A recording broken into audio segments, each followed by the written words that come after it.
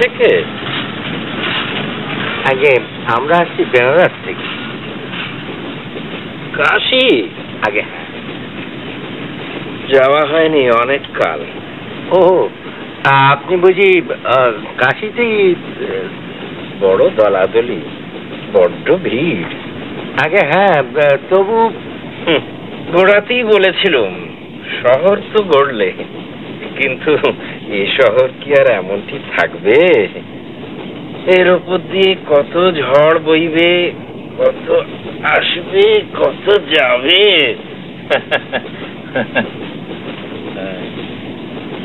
একদিন শঙ্কর এসে বললে, তুমি অদ্বৈতবাদ না মানতে চাও মেনো না, কিন্তু গৌতম যে দেশের সর্বনাশ করলে সেটা মানো তো? এর একটা বিহিত করা উচিত নয় কি?